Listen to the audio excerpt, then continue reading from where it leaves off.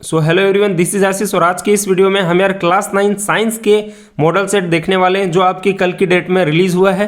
तो इससे पहले अगर आपने मॉडल सेट को अभी तक डाउनलोड नहीं किया तो नीचे डिस्क्रिप्शन बॉक्स में मिल जाएगा, वहां से डाउनलोड कर लेना।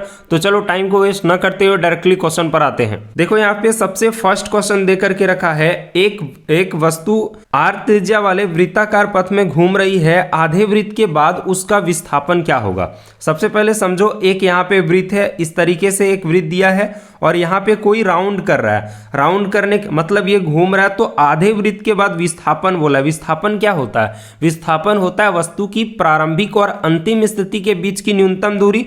तो आधा करेगा, यानी कि ये यहाँ से यहाँ आधा दूरी तय किया, तो इनके बीच ये निकालेंगे हम, मतलब यही तो शॉर्टेज डिस्टेंस है ना, ये विस्थापन है इनके बीच। तो यहाँ पे पता होगा कि ये केंद्र हो गया, केंद्र से इधर त्रिज्या r हो गया और इधर त्रिज्या r कितना हो गया? 2r हो गया। तो इस तरीके से ऑप्शन नंबर सी सही हो जाएगा, यानी 2r। अगला देखो, क्वेश्चन नंबर 2 में दिया है, वेग में प्रति सेकंड परिवर्तन की दर को क्या बोलते हैं? तो वेग में परिवर्तन को दर को बोलते हैं त्वरण, और अगर दे चाल में परिवर्तन की दर को क्या बोलते हैं? तो उसको बोलते हैं वेग। अच्छा, ये जो त्वरण है कैसी राशि है? एक सदिश राशि है, और इसका फॉर्मूला बोले तो a बराबर होता है v माइनस यू अपॉन में t। और उसके अलावा अगर ये बोले कि त्वरण का ऐसा मात्रक क्या होता है, तो मीटर पर सेकंड स्क्वायर। अगला क्वेश्चन देखो, क्वेश्चन नंबर 3 में दिया है, निम्न में से किसकी एसआई इकाई मीटर पर सेकंड स्क्वायर। जैसा कि हमने ऊपर में बताया कि जो मीटर पर सेकंड स्क्वायर होता है वो त्वरण का एसआई मात्रक होता है। विस्थापन का बोले तो क्या होगा? विस्थापन का मीटर होता है। वेग का क्या होता है? तो मीटर पर सेकंड। अगला देखो, क्वेश्चन नंबर 4 में दिया है, दूरी समय ग्राफ का ढलान किसका मान दर्शाता है। तो अगर हम ग्राफ खींचे, दूरी और समय ग्राफ खींचे, तो ये जो मान है वो किस ढलान किसका दर्शाएगा? तो ये जो ढलान दर्शाता है वो वेग का दर्शाता है। तो इस तरीके से ऑप्शन नंबर सी हो जाएगा। आगे देखो, क्वेश्चन नंबर 5 में दिया है, न्यूटन का गति का प्रथम नियम से किसकी परिभाषा मिलती है? तो इससे परिभाषा मिलती है जड़त्व की परिभाषा। मतलब ये नियम क्या कहता है? ये नियम कहता है कोई स्थिर या गतिशील वस्तु तब तक अपनी स्थिति को बनाए रखने की कोशिश करती है जब तक कि उस पर कोई बाह्य असंतुलित बल कार्य ना करे।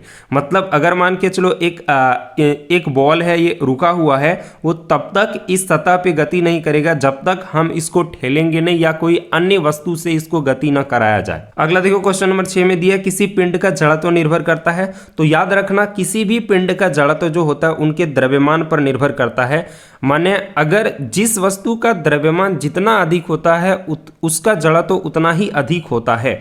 जैसे एग्जाम्पल के लिए मान के चलो, एक 2 kg का पत्थर है, एक 10 kg का पत्थर है, तो इनमें से हम बोले कि इनमें से जड़त्व किसका अधिक होगा? तो जड़त्व हो जाएगा 10 kg पत्थर का, क्योंकि इसका द्रव्यमान अधिक है। अगला क्वेश्चन देखो, दिया है, न्यूटन का गति का कौन सा नियम बल की परिभाषा देता है? तो न्यूटन का गति का जो दूसरा नियम है वो हमें बल की परिभाषा देता है। बल का फॉर्मूला क्या होता है? F बराबर में ma। अच्छा, बल का परिभाषा क्या होता है? बल किसको बोलते हैं? बल क्या होता है? एक भौतिक कारक जो किसी वस्तु पर लगकर उसे एक स्थान से दूसरे स्थान तक ले जाती है या ले जाने की चेष्टा करती है। बल का अगर बोले कि बल का जो ऐसा यूनिट होता है वो क्या होता है? तो बल का ऐसा यूनिट होता है न्यूटन, या नहीं तो देखो जो द्रव्यमान होता है उसका क्या होता है? केजी हो गया, और त्वरण का क्या होता है? मीटर पर सेकंड स्क्वायर। तो एक तो न्यूटन हो जाएगा, दूसरा केजी मीटर पर सेकंड स्क्वायर भी हो जाएगा।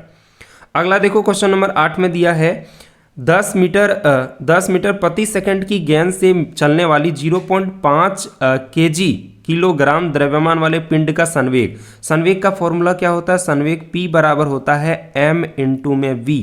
तो यहाँ पे m कितना दे के रखा है? 0.5 दे करके रखा है। वेग कितना दिया है? तो 10 दे के रखा है। 10 बचे हो गया 50, एक पॉइंट है तो एक अंक के बाद यहाँ पॉइंट दिए, कितना आ गया? 5 आ गया। और संवेग का ऐसा ही मात्रक क्या होता है? तो संवेग का ऐसा ही मात्रक होता है, यहाँ पे द्रव्यमान है तो ये हो गया kg, और वेग का क्या होता है? मीटर पर सेकेंड। तो kg मीटर पर सेकेंड, यानी 5 kg मीटर पर सेकेंड आ जाएगा।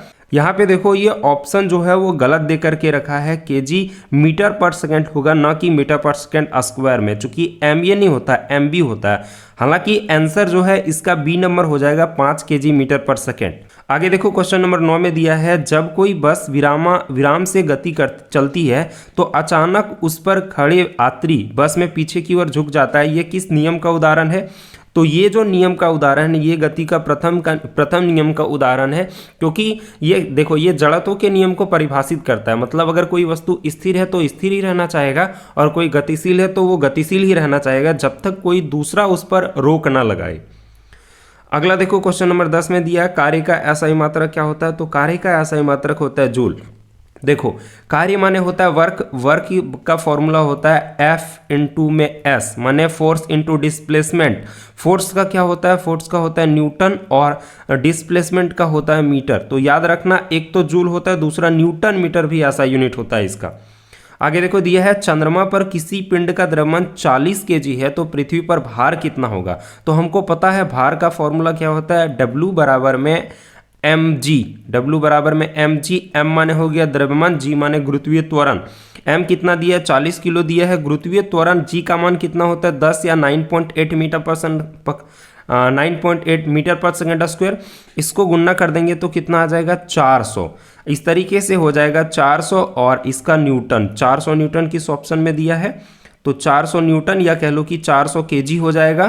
तो ये हो जाएगा ऑप्शन नंबर डी। आगे क्वेश्चन देखो दिया है जब कोई पिंड कंपन करता है तो यह आसपास की हवा को संपीड़ित करता है और एक कुछ उच्च घनत्व क्षेत्र बनाता है, जिसको क्या बोलते हैं, तो इनको हम बोलते हैं संपीड़न।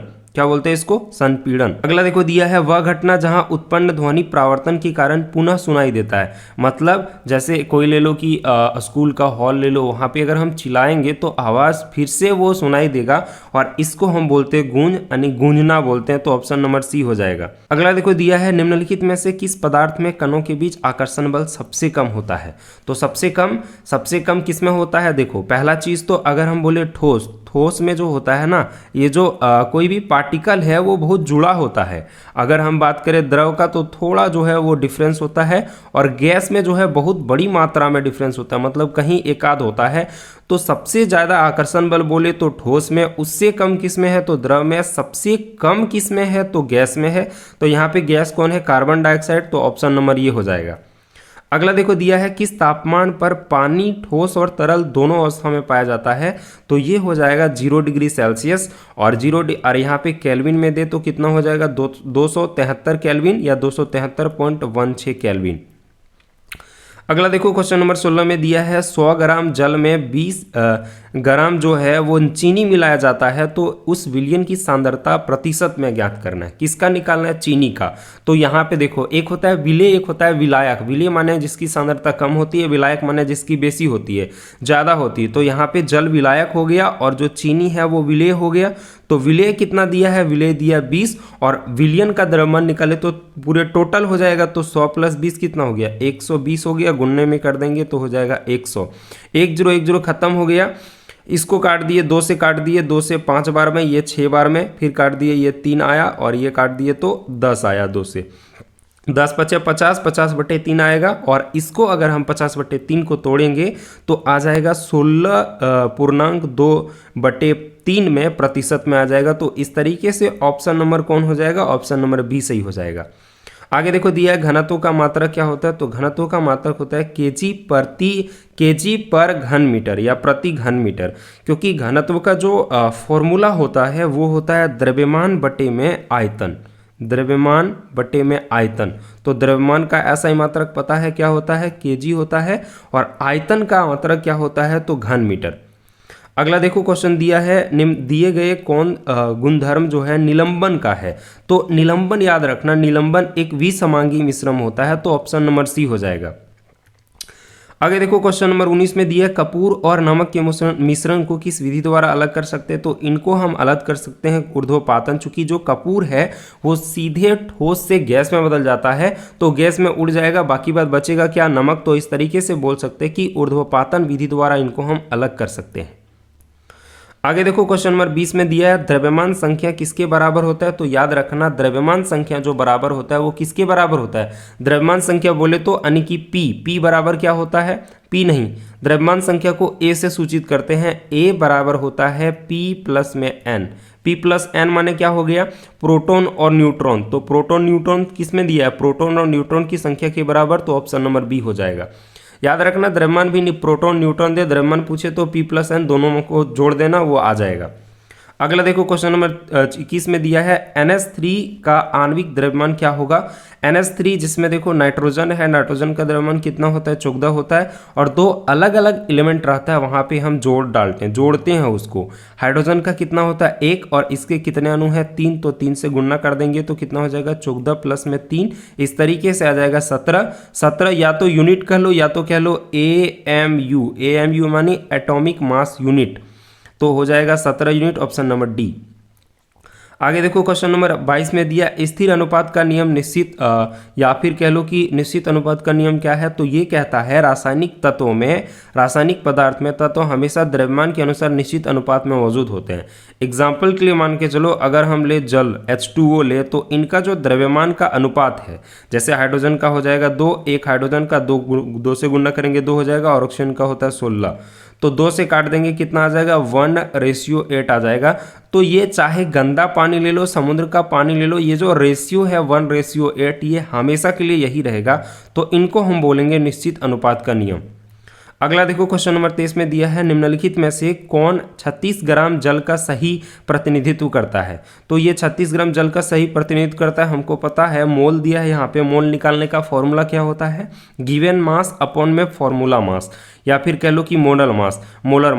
जो दिया गया द्रव्यमान वो कितना है 36 है, और अभी ऊपर में देखिए जो H2O है उसका द्रव्यमान कितना होगा, हाइड्रोजन का 1 गुनी में 2 प्लस में ऑक्सीजन का हो जाएगा 16, यानी कि 2 और 16 कितना हो गया 18, यानी 36/18 काट देंगे कितना आ जाएगा 2 मोल। तो इस तरीके से हो जाएगा 2 मोल जल, यानी कि ऑप्शन नंबर ये हो जाएगा। अगला देखो क्वेश्चन नंबर 24 में दिया है न्यूट्रॉन पर आवेश कितना रहता है। तो न्यूट्रॉन पर जीरो आवेश रहता है, कोई भी आवेश नहीं रहता है।